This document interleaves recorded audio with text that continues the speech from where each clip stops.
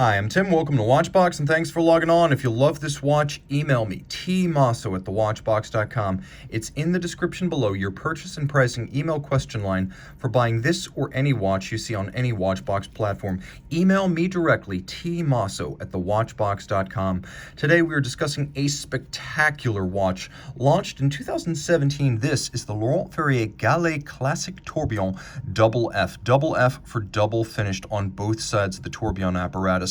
It was the first Laurent Ferrier Galet Classic Tourbillon to include a dial side visibility. So previously, you would have had a case-back tourbillon, and so when the watch was on your wrist, you wouldn't get any fun whatsoever. Now, the party's on the dial side. The watch is gorgeous, 41 millimeters in stainless steel by 13 millimeters thick. It's 49.7 millimeters lug-to-lug with a 20 millimeter spacing between the lugs. On my wrist, which is 16 centimeters in circumference, very comfortable. I can recommend this watch for a wrist as small as 14 centimeters circumference. It is not a petite timepiece. As dress watches go, this one has a lot of wrist presence. So it's not the tiniest and most discreet watch to begin with, and that's before the very obvious dial side tourbillon. This is a bit more extravagant and extroverted than your typical Laurent Ferrier watches. They almost tend to be understated to a fault. This is sort of the antithesis of that. Taking a quick look at the hardware and the software, the strap is a Laurent Ferrier factory strap in brand new condition, suede on the bottom, alligator leather in navy blue on the top, large rectangular scale, semi-gloss. You can see it features a folded edge and a monotone stitch. Again, a brand new factory strap on both sides, outstanding condition, and a matching stainless steel pin buckle that has a wonderful fluid form. No default designs at Laurent Ferrier. They think these things through, from the pin buckle to the movement. As you can see, we have the Galet case, which is named after a hypothetical pebble smoothed over eons in a babbling brook. So you have that lovely organic fluid case form. There are a few character lines, but they're rounded off to blunt their impact. It has a commanding presence because of its volume on the wrist and its high polished sheen, but you can see there is elegance with the blending of the lugs and their teardrop ends. They also taper considerably and thin out near their terminus.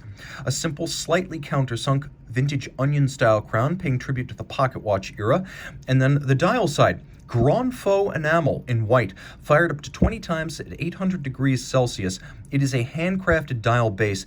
At the bottom, you can see the movement itself, and then there are individual applied blued Breguet-style Arabic numerals, a nod to Laurent Ferrier's longtime employer, Patek Philippe. You can see the assegai-style hands have been painted blue. They have their lovely tapering spear shape, and then outboard there's a railroad track for reading the minutes. At the base of the dial, we'll get a little bit closer.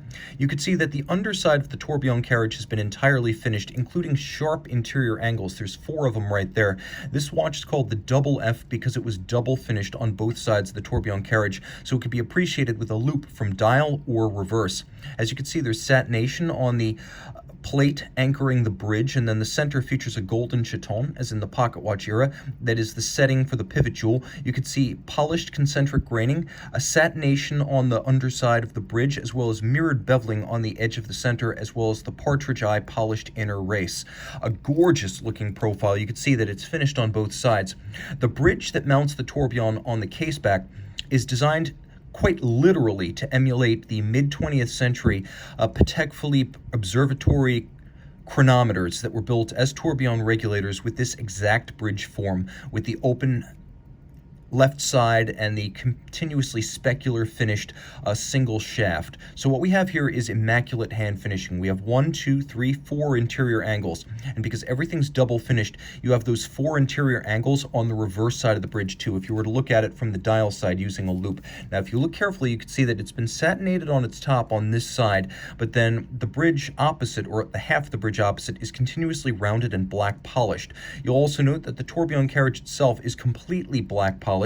The screw heads, both within the tourbillon and fixing the bridges and plates, they are black polished with chamfered circumference and chamfered slots. And then we have an incredibly deep and rich and broad and luminous set of Côte de Genève stripes across the bridges. Look at the beveling, and it is a mile wide. It's worthy of Philippe Dufour. It is that good. This is broad beveling that you do not need a loop to appreciate. There's also satination on the wheels. And then if you look carefully, you can see there's engine turning on the base plate, though it's hard to see. The click spring which you could see as I wind the watch. You could see it in action. It has been continuously rounded and black polished, and then you can see that there is a solarization on the barrel itself and a satination on the ratchet wheel. And if you look very closely, you can actually see that the teeth of the ratchet wheel have been mirror polished both on their top and inboard of they've actually been beveled on their functional surfaces. That's the kind of finishing you don't get even at Patek Philippe. This is truly impressive stuff. 23 joules. It is a 1-minute manual wind tourbillon that beats away at 21.6. It has an 80-hour power reserve, which is impressive for a tourbillon regulator, and this 23 joule movement is adjusted in 6 positions, which is one more than the chronometer standard. Let's see if we can see this from the reverse side, but it has 2 hairsprings. Both of them are free sprung for stability against shock, but they're flat hairsprings rather than overcoils, and the reason for that is that flat hairsprings have off-centered mass. So by turning the hairsprings 180 degrees apart from each other, so they're horizontally opposed, when one is in such a position that its uncentered mass causes it to beat slower and slow down the movement, the other one will be in an opposite orientation with respect to gravity, and it will beat faster. So you have the cancellation effect of these hairsprings always being directly opposed and at opposite angles with respect to gravity. So it actually restores the chronometric intent of the tourbillon back to Louis Breguet's original idea. Abraham Louis Breguet wanted the tourbillon to be an article of precision, a refinement to make your watch more precise and consistent. And with this double hairspring system, 180 degrees out of phase, we have that. All of this, of course, is 30 meters water resistant and a great example of what you can get in independent horology for, frankly, not much more than people are spending for Patek Philippe Nautiluses today. I would rather have this. Again, 30 meters water resistant, so don't swim with it, but in stainless steel, this is an everyday tourbillon. Reach out to Team Mosso at thewatchbox.com for purchase and pricing details.